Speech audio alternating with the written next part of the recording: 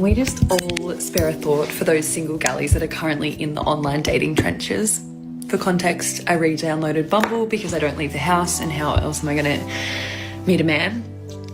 Saw a cute guy. Obviously on Bumble you have to make the first move. His prompt was ideal first date. I was like, sweet, this is great. Coffee, walk, and a sweet treat. Tell me why he responds with, are you the sweet treat?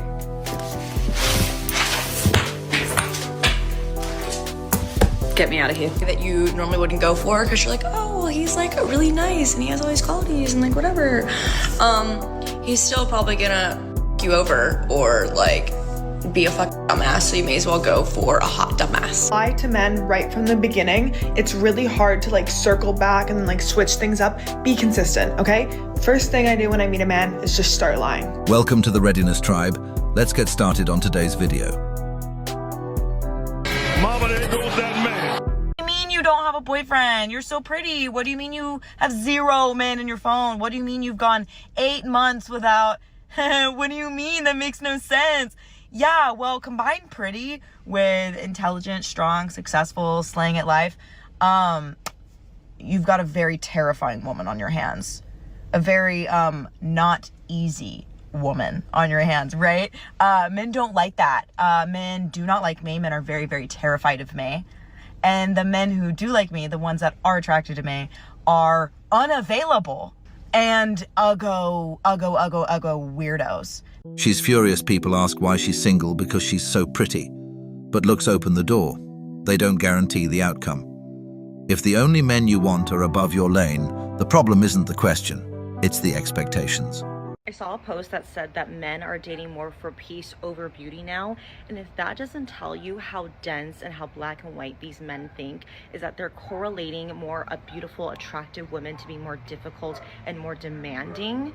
Instead, what men are really trying to say is that they don't want to be held accountable for their actions.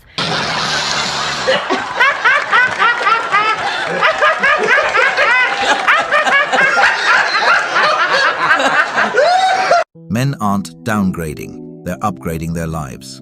Peace, respect, and cooperation beat stress and ego every time. Beauty without accountability is expensive. A calm woman who adds to your life will always beat a loud one who drains it. If someone's mad that men are choosing peace, that's proof the market just shifted, and they didn't. Congratulations, you played yourself. I told a man I wanted to have sex with him, and he said he wasn't ready yet. The audacity. What? I said, okay, cool. And then we cuddled. What a wild concept. I am touch starved. My love language is physical touch, but I don't like when most people touch me, which is really tough because my lips are sad and my soul is sad and I just want a good makeout session. It has me like debating re-downloading dating apps just to find somebody to kiss, but I know that's not how they work, and I know it's a bad idea. So I'm not going to do it. But like, how do I source somebody where I can be like, hey, we don't have to be in a relationship. I just want you to be hot and think that I'm hot, and then we can smooch. These two clips prove something I've been noticing for a while. More men are realizing they don't have to say yes just because the opportunity is there. In the first clip, the woman is shocked because the guy she'd planned to hook up with would rather cuddle. That completely breaks the old stereotype that men are always chasing sex. Then the second clip is just as revealing. She says she's touch-starved, but only wants affection from a very specific type of man.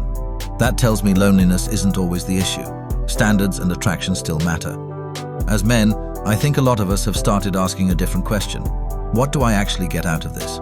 If it's just temporary validation, unnecessary drama, or a situation that doesn't improve my life, why would I sign up for it? For a long time, society acted like men couldn't control themselves and would take any opportunity that came along. I don't think that's true anymore. More men are protecting their peace, valuing their time, and realizing that saying no is just as powerful as saying yes. To me, that's one of the biggest shifts in modern dating. The assumption that men are always available is fading, and people are finally realizing that male standards exist too. Here we go, CSI. I just got the text, the rejection text, after going on 2 dates with this guy. I've been in Paris for a week, so we haven't been out for a little bit of time, and we went out twice right before I left. So like I also understood when I left that like this could happen just because of like the timing didn't really seem like it aligned. But what's so crazy is like we had been chatting over my trip.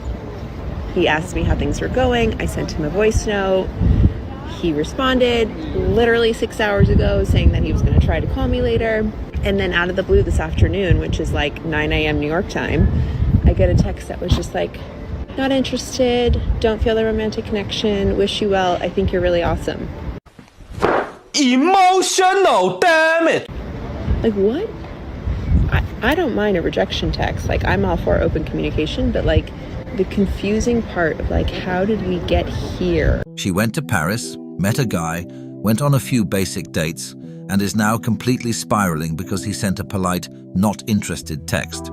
She genuinely cannot comprehend how a man just told her no. She's calling it confusing, but let's look at the facts. The man gave her the bare minimum. He didn't promise her a ring, he didn't fly her across the world, he just hung out with her in his own city. But because he's an attractive guy in Paris, she hallucinated an entire future with him and completely ignored his actual level of interest. Here is the reality. Attractive men have options, and they don't owe you a relationship just because you had a good vacation. Women constantly complain that men can't handle rejection, but the second a high-value guy exercises his right to say next, it causes a total emotional meltdown. She didn't love him. She loved the aesthetic, and her ego is bruised because her looks didn't buy her a commitment. She mistook a vacation fling for a fairy tale because he was hot. He sent a clean rejection text, which is actually respectful, but she's treating it like a crime. Ladies, when a guy tells you he doesn't want you, believe him the first time. I can't identify love bombing because I feel like that's just how I should be treated. You know, like you should be stalking me. You should be sending me flowers before our first date. You should be texting me 50 times a fucking day. Like you should be wifing me up instantly after we first met. You should be obsessed with me. I don't want a man that isn't obsessed with me, you know? Like, bye.